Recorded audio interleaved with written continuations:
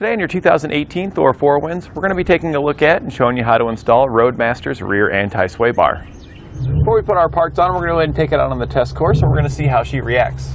The first section we're going to come into is our uneven bump section, and this is going to simulate potholes and other uneven terrain that you might encounter out on the road. And this is one of the biggest things that's going to impact, because this is really going to rock us back and forth as we're hitting a bump on one side and then the other.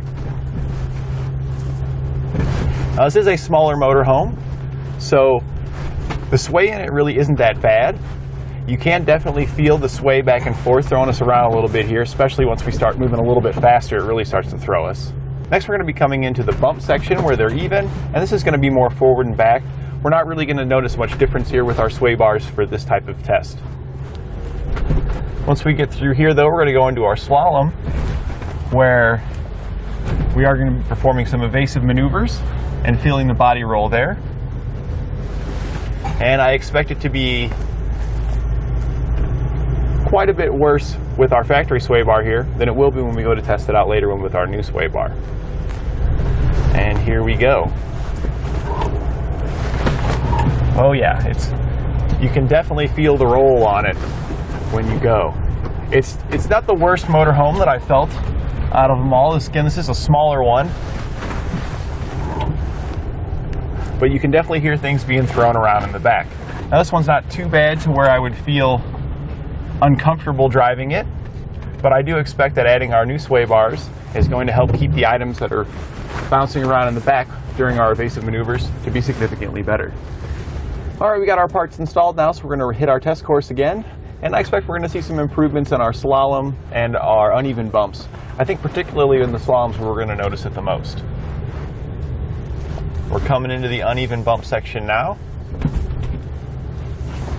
and we're hitting these, and it's pretty darn solid right now. There's really not a whole lot of sway going on. You feel it more in the wheel than you do with the body rocking back and forth. And it looks like we're going to come to the end of our uneven bump section now, go into the even section. Definitely felt like we had an improvement there. Again, our even section, we're not going to probably see any differences here between our factory and our new sway bar. Let's get out of our even bump section though and take it down to the slalom section, where I expect we're going to see probably the most improvements there. And here we go.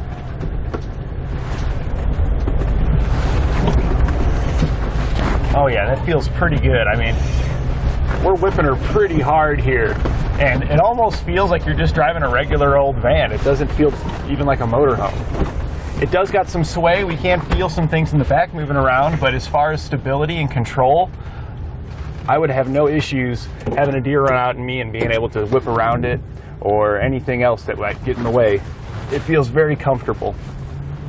And this is what our sway bar is going to look like when it's installed. It is a direct replacement for our factory sway bar. That being said, this is going to be an upgrade over your factory sway bar, as the diameter of our sway bar here is going to be considerably larger than that of our factory sway bar. In addition to your sway bar, you're also going to receive new bushings and all the hardware you need to get it installed. The bushings that come included with it are going to be a high-grade polyurethane bushing that's going to be stronger than your factory rubber bushings and also resistant against UV and road grime, so you can expect it to last considerably longer. The big benefit of replacing your original factory sway bar with the upgraded larger Roadmaster sway bar here is to help further minimize sway. Sway is when the vehicle wants to tip to either the left or the right, and this happens when you're turning, performing any evasive maneuvers, getting affected by any crosswinds, or you happen to hit some uneven terrain or potholes in the road. Having a thicker sway bar here is going to put more force between our axle and our frame here, so when the suspension does want to travel, it has to push down on our sway bar, causing a twisting motion, and the sway bar wants to naturally be in this position, so it's going to twist itself back, bringing our motorhome back upright and helping keeping it straight. The big benefit you're going to notice with this is that before, if you were to turn, you have some sway. It's going to be slightly less, and then when you come back straight with your factory sway bar, it likely tips back and it might sway back and forth a little bit until it settles in the center. Having a larger sway bar here is going to minimize the oscillations you get back and forth, and overall it's going to improve the control that you have over your motorhome.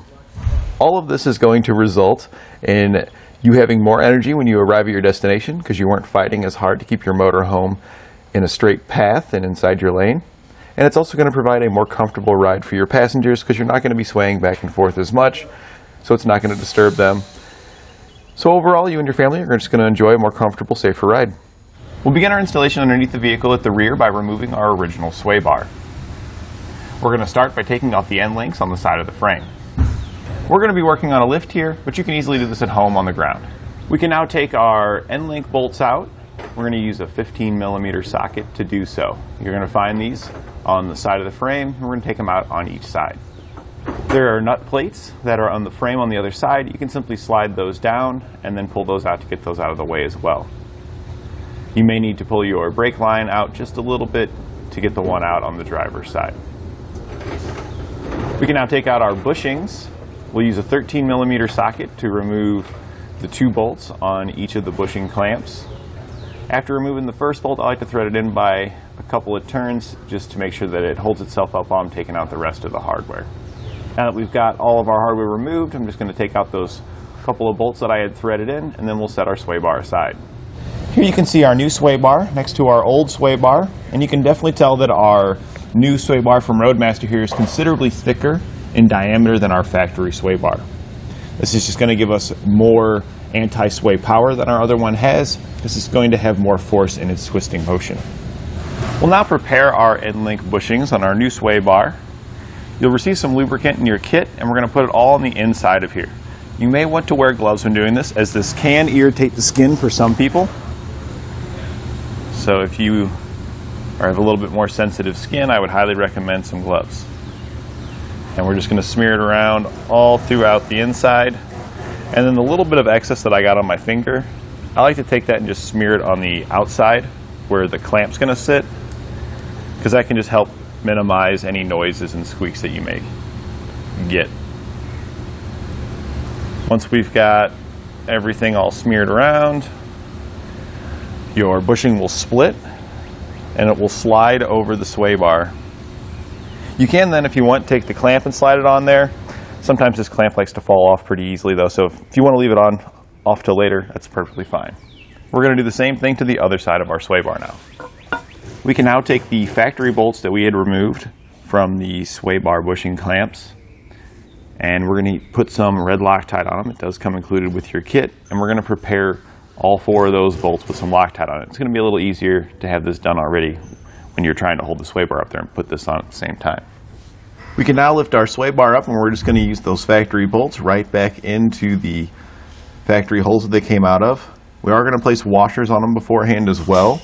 These are the smaller gold washers that come in the kit. So now we can lift our sway bar up. It is pretty heavy. If you have an extra set of hands available, I would highly recommend you take advantage of that, but it is doable by yourself.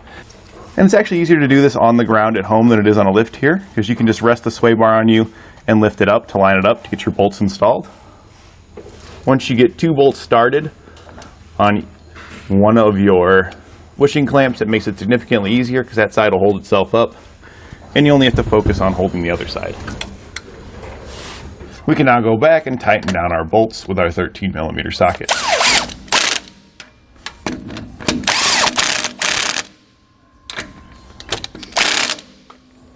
And then we can torque our hardware to the specifications found in our instructions.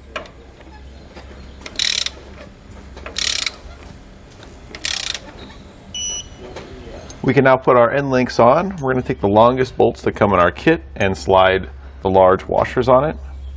We're then going to slide that through our end link, place another washer on the other side, and then slide the whole end link. You want to make sure you slide it up the frame because you need it to fit in that location when you're doing this.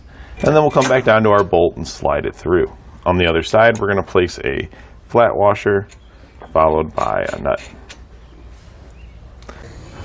We're now just going to hold our sway bar up until it's parallel. And then our end link here, we want that to be straight up and down. And then we're just going to mark the frame in the location where our sway bar end link is lined up. We're then going to drill out the hole that we marked using a 17/32 drill bit. You do want to check on the other side to make sure there's nothing there. We do have some brake lines close to this location on the other side, so when we drill through, we want to be very careful when we poke through the other side.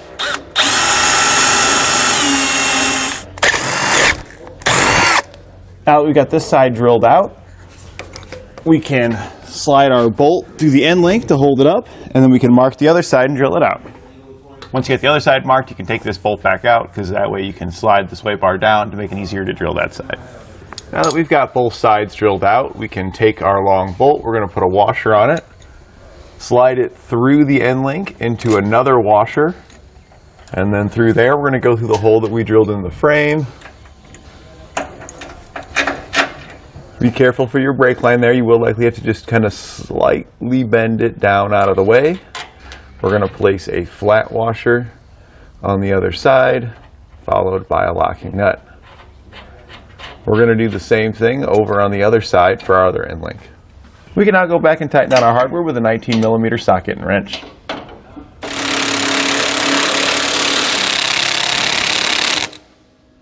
We can then go back and torque our hardware to the specifications found in our instructions.